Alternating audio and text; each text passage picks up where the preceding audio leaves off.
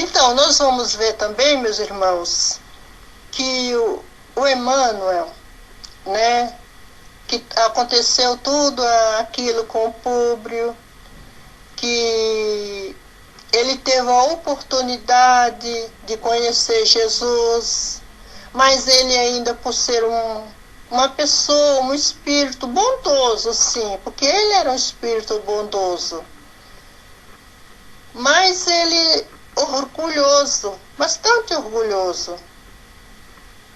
Aí depois ele veio como escravo, né? E ele ficou um tempo, e nesse período, no livro, 50 anos depois, ele aprendeu muito. E depois ele veio como o nosso querido Emmanuel, que foi o mentor do nosso querido Chico Xavier, que escreveu tantos livros, né, que todos nós admiramos, gostamos, que nos ensina, que nos ajuda. Então ele foi um escravo. Bem, a escravidão aqui no nosso Brasil foi um período muito difícil, muito complicado. E até hoje, às vezes, nós culpamos um determinado povos, uma determinada geração. Achamos que foi eles, essas pessoas, que foi responsável pela escravidão aqui no Brasil. Mas os responsáveis foi o homem. Como eu já disse, foi o ser humano. E na África, antes, existia aqueles povos, né? Aquelas aldeias, e lá tinha os reis. E nesse reinado tinha as brigas, as lutas, e aquele que perdia, né, acabava ficando escravo daquele que ganhava. E eles faziam com que as pessoas que perdiam, né, aquelas lutas, começassem a trabalhar para eles de graça. Só que isso foi ficando fora do controle deles. Até que teve, né, a colonização aqui no Brasil, descobrimento do Brasil, e os portugueses precisavam de mãos de obra, precisavam de alguém para trabalhar. Aí procurou os índios, só que os índios não deixaram eles, né, não deixaram eles dominar. Não quis trabalhar para eles. E eles precisavam de gente. E aí, através disso, eles foram, né, até a África. E lá tinha aqueles povos, né, aqueles homens que eram escravos daqueles reis lá que eles tinham capturado. E eles passaram a comprar e trazer para cá. Só que isso foi saindo fora do controle. Até que chegou uma hora que até aqueles reis, até aquelas pessoas que estavam escravizando, acabou também sendo escravizado. Acabou sendo também trazido para cá. E foi um período de muita dor, de muito sofrimento. Mas Deus, ele nunca desampara, ele nunca desamparou e nunca vai desamparar. Como Nestório, né, que foi o nosso querido Emmanuel, que foi escravo, conseguiu aprender, conseguiu ser um espírito elevado para que ele pudesse ajudar todos nós. com as suas mensagens, com seu amor. Também na escravidão nós conhecemos história de pretos velhos, de pessoas, de espíritos, que também conseguiu ultrapassar aquele momento de dor, de desespero e sofrimento, para ajudar os irmãos, para ajudar as pessoas que estavam precisando, sem mágoa, sem rancor, sem ódio nos corações. E hoje, até hoje, esses pretos velhos é os protetores da família e trata todo mundo com muito amor.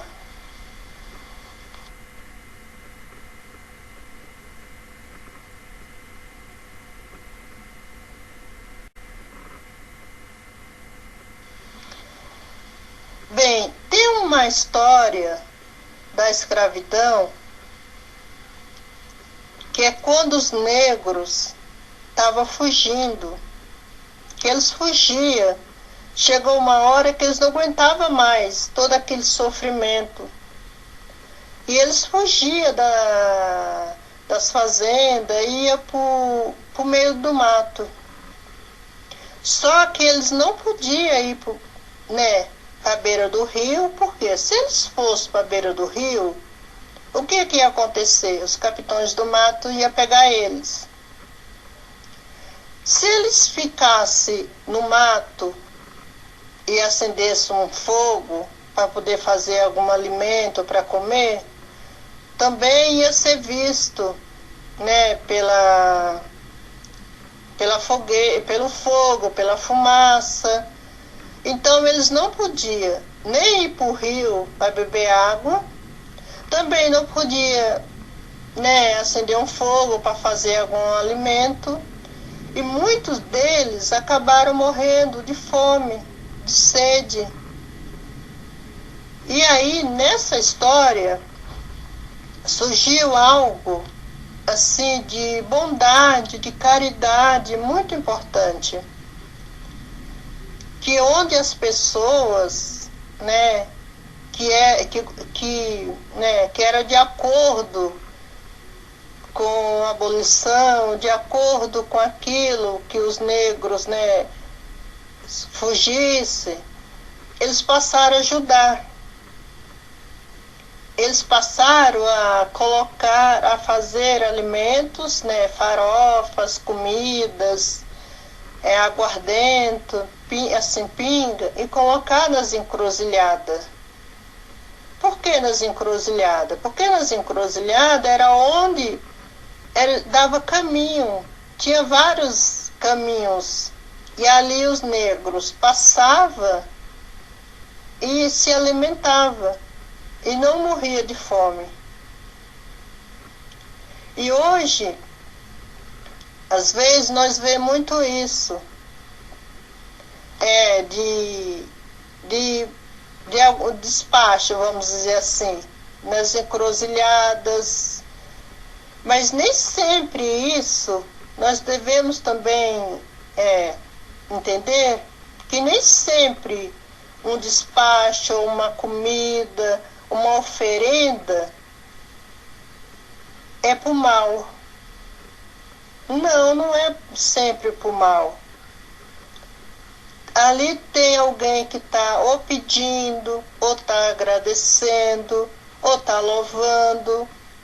Mas, infelizmente, como eu já disse, tudo há os exageros. Em todos os tempos, sempre tem o bem e o mal. Em todos os tempos, em todas as religiões, sempre tem o bem e o mal. Porque nós somos seres humanos. E a humanidade, ela, por mais que todos somos filhos de Deus, mas cada um é livre para fazer sempre o que quer, para fazer sempre o que está dentro de si. E dentro dos corações, dentro dos nossos corações, tem sempre ideias diferentes uns dos outros. E como eu já falei no começo, nós precisamos sempre entender que nem sempre aquilo que eu gosto, que é importante para mim, é importante para outra pessoa, ou a outra pessoa gosta. Infelizmente, nós temos preconceito com muitas coisas que nós nem paramos para ver, estudar ou analisar. Antes tinha muito preconceito com a doutrina espírita. Infelizmente ainda tem, mas hoje é menos.